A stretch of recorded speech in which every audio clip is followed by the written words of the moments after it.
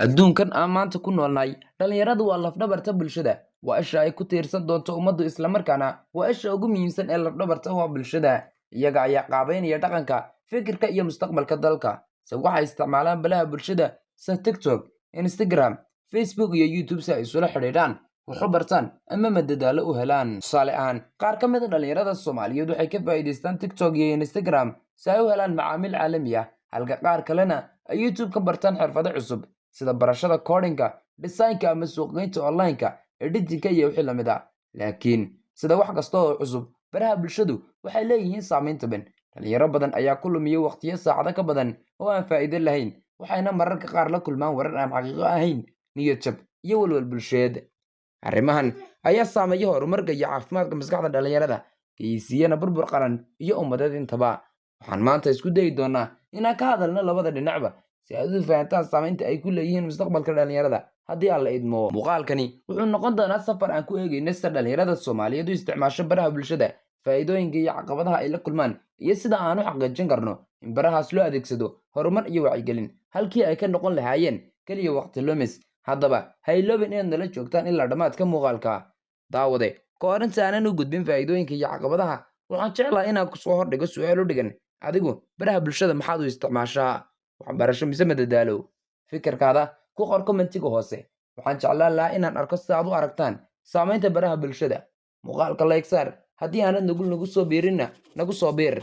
muuqaalka sheergale si aan u helno saaxiibo adiga oo kale ah aan ku horno faa'iidooyinka ee baraha bulshadu marka loo adeegsanayo si toosan waxay noqon karaan goobo ay dhalinyaradu ka hirgeliyaan fursado shaqo iyo ganacsi baraha bulshadu waxaa dhalinyarada siinayaan fursado ay ku bilaabi karaan ganacsi online ah freelancing ama xitaa xayisiinta alaabooyinka ay sameeyaan waxaa jira dhalinyarada soomaaliyeed oo ka faa'iidaystay tiktok iyo instagram si ay u helaan macaamiil caalami ah taasoo ah faa'iido weyn oo u soo hoyatay bulshada soomaaliyeed oo horumar ka sameeyey dhinaca ganacsiga sidoo kalena baraha bulshada ayaa noqday koob ku fiican waxbarashada iyo aqoon helidda youtube tiktok google iyo aaladaha AI-ga waxay noqdeen goobo dhalinyarada u sahla inay wax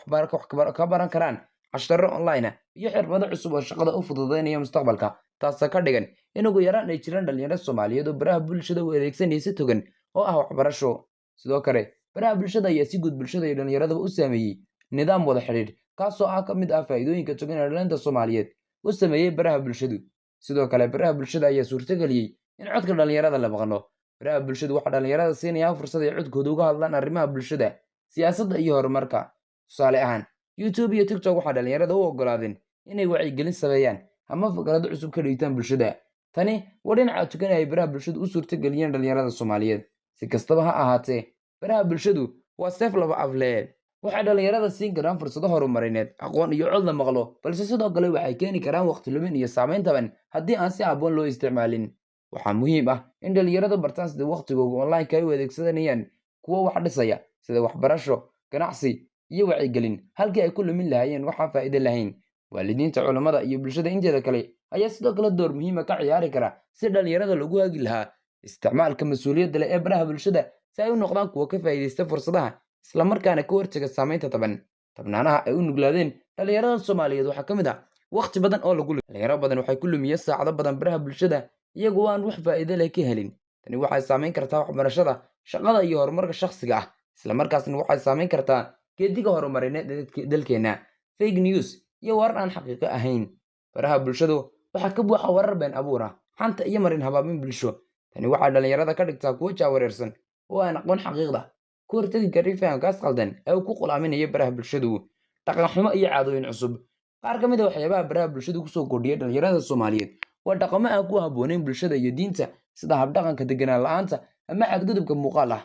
iyada oo waxaa loo yaqaano softi bonku ay ku noqdeen kuwo si baahsan ugu fafay baraha bulshada soomaalida taasoo og madow oo ku ridaysa baahinafeeda dhalinta welwel bulshada ama waxaa loo yaqaano social anxiety dhalinyaro badan ayaa la kulmaya niyad jab isbarbardhig nololeed iyo dareen ah inay wax ka yar yihiin dadka kale sawirada quruxdooda badan iyo muuqaalada nololeed ee dadka kale ayaa dhalinyarada ka dhigi kara kuwo isqiimeyn xun sameeya haddaba maxaan ka baran karnaa salooyin marinta waqtiga dhalinyaradu waa inay bartaan sida waqtigooga online-ka ay u adeegsanayaan kuwo wax dhisaya halkii ay ku lumin lahaayeen waxaan faa'iido lahayn isticmaalka baraha bulshada si wax dhisaysa baraha bulshada waxaa lagu samayn karaa waxbarasho ganacsi wacyigelin bulsho iyo horumarin xirfadaha shaqo dhalinyaraduna waa inay diiradda saaraan fursadahaas doorka qaadashada waalidiinta iyo culammada waalidiinta iyo culimmada iyo bulshadu waxay ka caawinayaan dhalinyarada si ay u isticmaali lahaayeen baraha bulshada si mas'uuliyad leh isla markaana u ilaalin lahaayeen dhaqanka iyo diinta. Runtii gabagabadii muuqaalkana baraha bulshadu waa seef laba af leh. Wuxuu dhalinyarada siin karaa fursado nololeed ama wuxuu keeni karaa waqti lumis iyo saameyn taban. Su'aasha ugu dambaysa aan idin reebayo, adigu baraha bulshada maxaad ka faa'iidaysataa waxbarasho madadaalo mise labadaba? Aragtidaadu waa noo muhiim. Muuqaalka like saar, siina share garee.